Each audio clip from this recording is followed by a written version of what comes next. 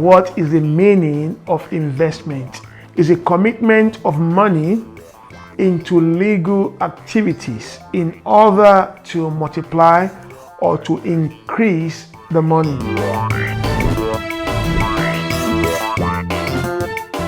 Hi guys, welcome to Dominion Wealth Zone. My name is Julius and it's good to come onto you once again today.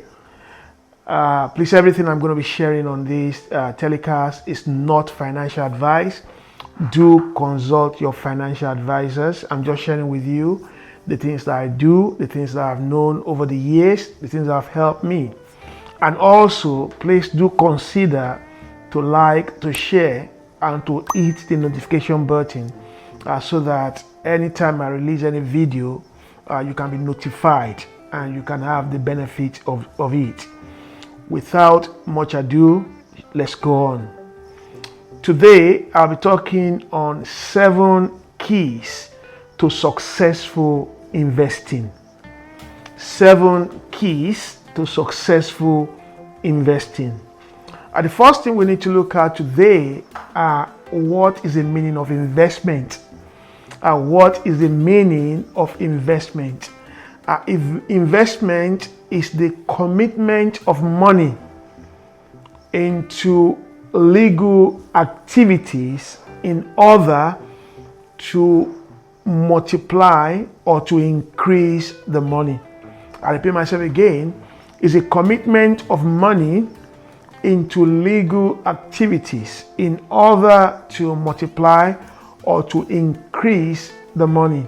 Now, if you look at that definition, I didn't say money and time, because sometimes some investment you only need to commit magnitude of time. Like, I'll give you an example, like stocks and shares. You study it, you could take time to study it. I took almost between 3 to 6 months studying stocks and shares many years ago. And the moment I started investing in it, you do little or nothing. You just make sure you automate it. You get something into it every time. So it's like you're spending little or no time. You can even do it while you are eating. So because it's now become part and parcel of me, I do it over and over and over. So it's just the commitment of money into legal, not illegal activities, into legal activities so as to multiply the money or to increase the money. So I'm going to be sharing with you 7 steps that you need to take for successful investing. The first one is to do your due diligence. To do your due diligence. What's due diligence? Taking due diligence is taking necessary steps to be sure that you have covered all the necessary parameters, necessary things that are involved in the investment. You want to invest in stock and shares. I told you I took about 3 to 6 months studying what are stocks, what are shares, what are bonds, how do they move, what are the factors that affect them. So I looked at what are premium shares, stocks, what are the ones that you know historically are good. Like if you put your money in Coca-Cola, you can just go and sleep because for the past 40 years, the Coca-Cola shares has been giving dividends. So I mean, there are some stocks like that you just put your money in and you just go and relax. Like putting your money in S&P 500, you can go and relax. You understand? I'm not saying that it is 100% guarantee, but it's about 98, 99, or 95% guarantee. So do your due diligence, and there are different kinds of due diligence. Your financial due diligence, you need to do that. You need to do your emotional due diligence. You need to do your individual due diligence. I'm still going to go into that in the course of this study. What's your openness to risk? How risk averse are you? So you need to check that. So your due diligence is so important. How much do you have to invest? How long do you have to invest? What are your areas that you want to invest, and why do you want to invest? Probably you want to invest for the next 20 years. You want to invest for the next 30 years. It's different from someone who is investing for 5 years. and you want to invest so that you can use that to buy your house, is different from someone who is trying to invest in order for retirement sake. So you need to do your diligence, know why you are investing. Number two, you need to work with a plan. You need to work with a plan, and I call that a budget. Every month, I'm going to be investing 20% of my income. I will invest 10% of my income. So as you are paying your mortgage or paying your landlord, paying all your bills, you are paying the investment. So you need a plan. Someone said, if you fail to plan, then you have planned to fail. One of the reasons why people are not consistently invested is because they don't have a plan. So they do it in January 2025, and the next time they remember is October 2025. There's no consistency because there's no planning. So there needs to be a planning, and your planning must be backed up with time. It must be backed up with how, and it must be backed up with where and when. Of course, time is when. So you need to plan. If you have not planned, then you are yet to start. And that's why most people, when they're listening to this video now, I'm going to have a plan. And next, they forgot about it. But there's no plan. So your plan must be set in stone. And your plan has got to be reviewed. You could review your plan, say every quarter, say every year, say every 6 months. I review my plans every month. Every month, I look at my stocks, I look at my shares, I look at my investment, and I look at what do I need to change, what do I need to move from A to B, what do I need to move from B to C. Do I put more money into properties? Do I put more money into stocks? Do I put more money into shares? Do I put more money into pension? Do I put more money into bonds? So you need to look at that. Or do I put more money into my business? So you need to look at the plan and work with a plan. It's so important. The third one is risk management. Have a risk management. Have a risk management. Nothing is perfect. Things change from time to time. A few weeks ago, Donald Trump came out, and he came out with this tariff to almost everybody in the world, and that caused the stock market to crash. Now, if all your investment is in stock market, I bet you might not be able to sleep. A lot of people that I mentor, they started writing me what's going on with stocks. Stocks are falling. And I said, don't panic, relax. In fact, it's the best time to invest. When stocks are falling, it's the best time to invest. I told some guys this in 2009, when we had a recession in 2009 in the UK and almost all over the world. There was a recession in Europe, there was a recession in America. And I said, look, this recession is an opportunity for those of us who were at the base of the ladder to climb the ladder. Well, imagine a stock that's about $90 for one, crash to 20. It's the best time for you to buy.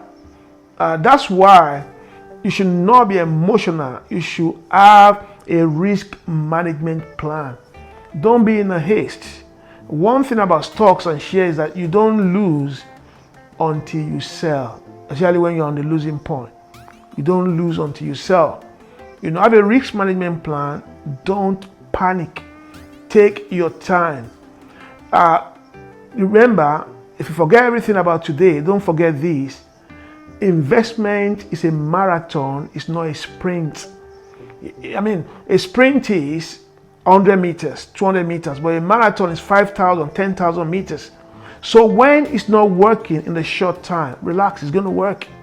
In as much as you know what you're doing, you have invested in reliable stocks, premium stocks, relax.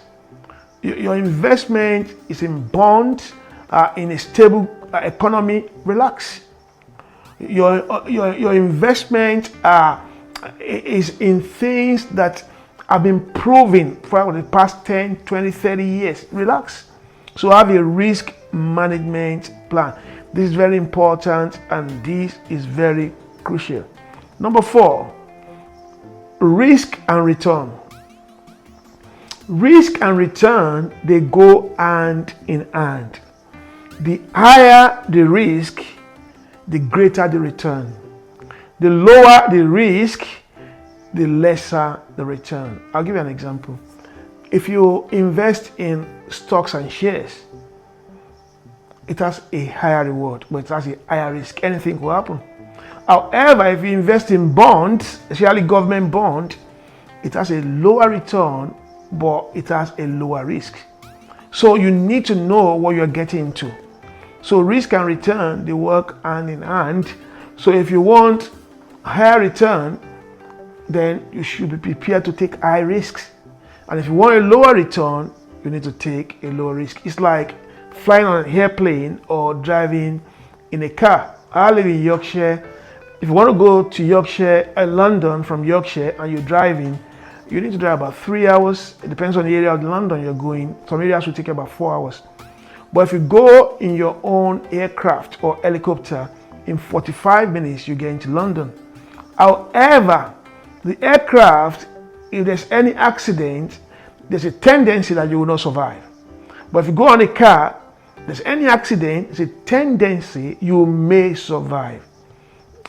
Emergency services can come there, they can rescue you, but aircraft is always fatal, the accident. So risk and return, they go hand in hand. Don't forget that. Number 5, you need a budget. You need a budget. What budget does is that it enables us to prioritize. And when you have a budget, you'll be able to see the holes, where you're losing money, and you'll be able to see how you can move money from where you're losing money to where you're getting money. In other words, look at your phone bill. How much are you paying for your phone bill? Look at your house bills. How much are you paying? How much food are you wasting? How much were you able to invest last month? So have a budget. Make sure before you spend anything, after getting your salary or getting your income, work with a budget. Don't buy things on impulse. Don't be emotional in spending. Cash, they say, is king. So you need to budget your cash before you spend it. It's very important.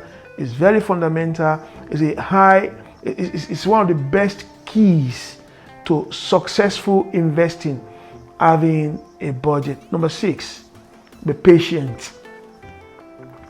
A lot of people, when they invest, they are never patient. They are in a hurry. They want to build a skyscraper on day one. They don't sleep.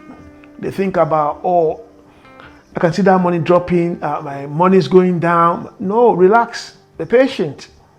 That's why before you go into any investment, learn all the in and outs.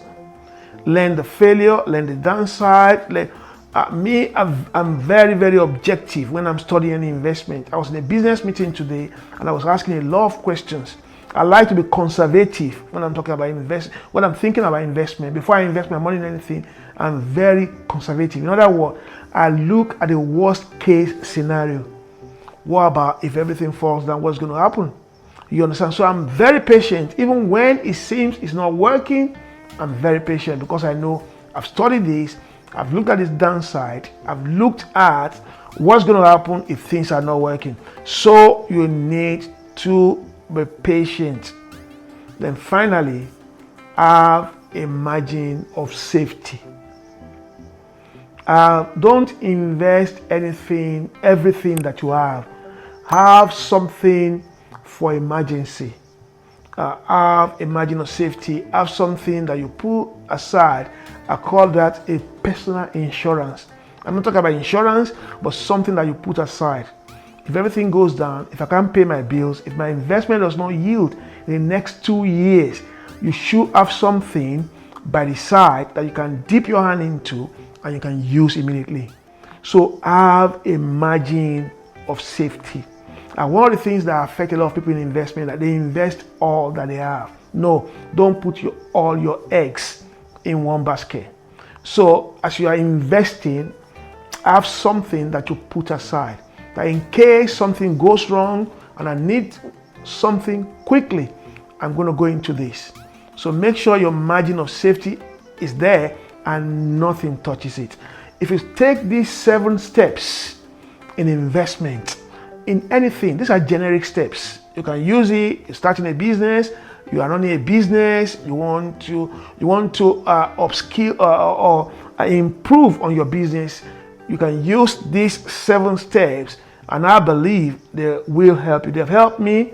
If you do have any question or contribution, please put in the link in the comment below, and I will try to reply you. Please don't forget subscribing and to like and to hit the notification button, and also share so that your friends and acquaintances can benefit from it. Thank you, and see you in the next episode.